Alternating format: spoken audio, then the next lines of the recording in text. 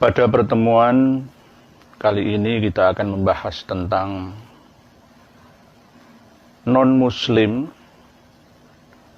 masuk surga. Ini tema yang agak sensitif, namun harus kita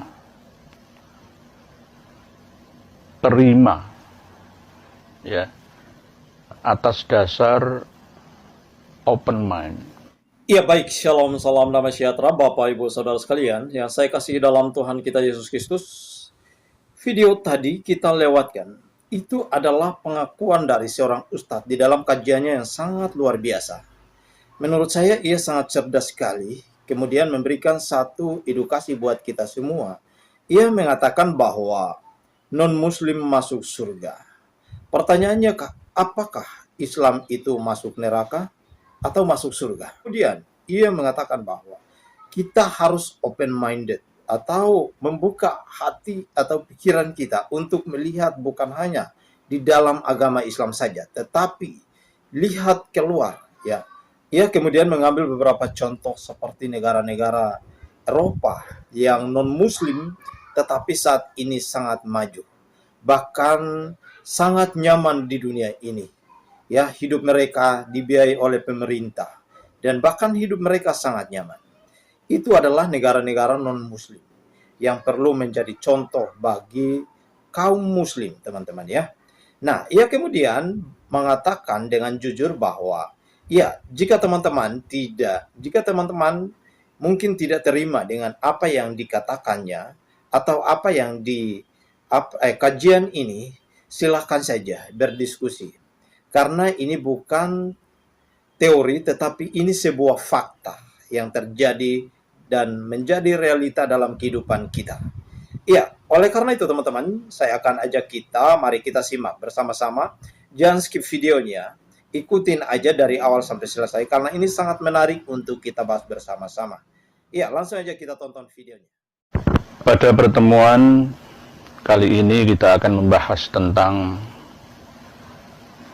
non-muslim masuk surga.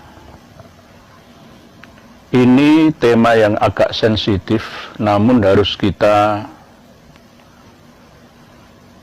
terima ya, atas dasar open mind, membuka pikiran kita agar jangan sampai kita ini terkungkung dalam salah satu wadah ya, bagai katak dalam tempurung, sehingga kita tidak melihat perkembangan di luar jangkauan yang selama ini kita tekuni, jalur yang kita jalani selama ini.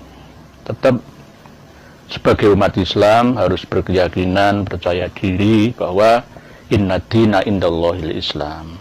Namun tetap mau menerima update terkini keilmuan terbaru, karena memang sesuai yang didahulukan oleh Rasulullah Muhammad SAW, tolabul ilmi minal mahdi lal lahdi, mencari ilmu itu tiada batasnya, dari mulai turun dari ayunan sampai masuk luang kuburan. Jadi saking banyaknya ilmu itu, saking luasnya ilmu, sehingga jangan sampai kita terkungkung bagai katak dalam tempurung. Saudara-saudariku rahimakumullah, selain umat Islam, umat agama lain, termasuk orang-orang Yahudi yang beriktikad keyakinan la ilaha illallah Musa Rasulullah, orang-orang Nasrani yang berakidah la ilaha illallah Isa Rasulullah, begitu juga orang-orang agama lain sebelumnya. Mungkin ada Hindu, ada Buddha, ada Zoroaster, ada agama Jawa ya, agama kejawen ya, misalkan. Mereka juga masuk surga. Jadi kita tidak perlu egois, karena surga ini luas, jangan kita kapling milik sendiri. Terlalu sempitlah surga itu nanti kalau hanya untuk milik kita saja. Lah, apakah Ustadz ini ngawur atau bagaimana ya? Yang ngendika seperti ini bukan saya, Gusti Allah sendiri. Di dalam surat Al-Baqarah ayat 62, ini ayat yang tidak pernah dimansuh oleh ayat manapun di dalam Al-Quran atau dimansuh oleh hadis apapun redaksinya. A'udzubillahi minasyaitonirrajim. Bismillahirrahmanirrahim. Innalladzina amanu walladzina hadu wan nasara was-sabiina man amana billahi wal yaumil akhiri wa amila sholihan falahum ajruhum 'inda rabbihim wala khaufun 'alaihim wala hum yahzanun. Sesungguhnya orang-orang yang beriman, orang-orang yang yakin, orang-orang yang percaya, dan orang-orang yang memeluk agama Yahudi, serta orang-orang yang memeluk agama Nasrani, dan orang-orang Sobi'i, agama-agama terdahulu. Asalkan apa? Barang siapa di antara mereka, ya, yang percaya kepada Allah, kepada Tuhan, kepada Yahweh, kepada Gusti ingkang akarya jagat, kepada Sang Yang Widi, atau bahasa apapun lah versi mereka, sesuai dengan bahasa-bahasa mereka, dialek-dialek mereka. Pokoknya Tuhan Sang Pencipta alam, ya. Kalau kita kan punya Asmaul Husna 99, Ar-Rahman, Ar-Rahim, Al-Ghafur, Ar-Ra'uf, Al-Muhaimin, Al-Jabbar, Al-Quwat, dan seterusnya itu, ya. Barang siapa percaya kepada Tuhan, kepada Allah, kepada Sang Yahweh, kepada Sang Yang Widi, kepada Allah, kepada Gusti Pangeran, dan percaya akan adanya kehidupan setelah kematian. Yaumul akhir itu bisa dikatakan akhirat, tetapi intinya adalah hari, waktu di mana kita akan hidup lagi setelah kematian kita. Itu yaumul akhir. Percaya kepada Allah dan adanya kehidupan setelah kematian, dan dia mau berbuat baik, dia mau beramal soleh. Kalau menurut kita, kalau menurut mereka ya berbuat baik, berbakti kepada kedua orang tua, menghormati tetangga kanan kiri depan belakang, menolong orang-orang miskin, fakir, menyantuni anak-anak yatim, ya kan, menolong sesamanya dengan pekerjaan, ya, bantuan, ya, perhatian, ya, banyak amal soleh itu banyak, termasuk ya bekerja keras mencari uang, ya, mencari harta, ya. Amal solehnya sebagai pejabat yang melayani rakyat, ya, dan seterusnya. Wa amila sholihan, maka falahum ajruhum inda rabbihim, bagi mereka itu ada pahala dari sisi Tuhan mereka. Jadi kita tidak perlu egois ya. Mohon maaf, selama ini ayat ini jangan ditutup-tutupi. Wah, ini Ustaz liberal. Ya itu Gusti Allah sendiri, bukan saya.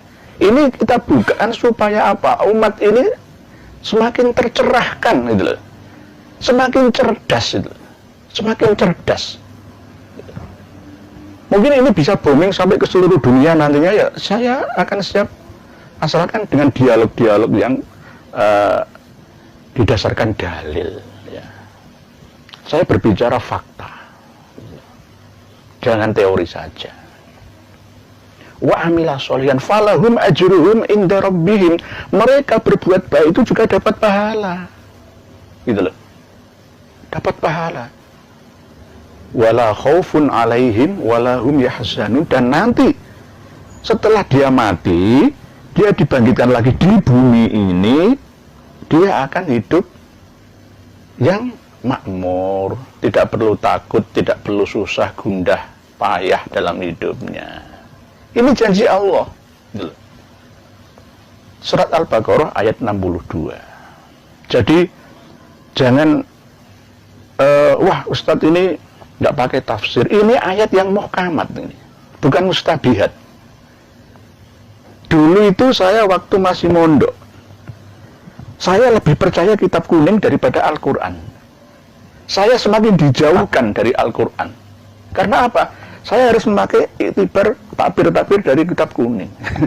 Padahal Quran itu ada yang muhkamat, ada yang mustabiat. Oke, kalau mustabiat ya kita perlu tafsirnya. Kalau muhkamat kan sudah jelas, gitu loh. Kenapa harus dibikin tidak jelas? Itu janji Allah.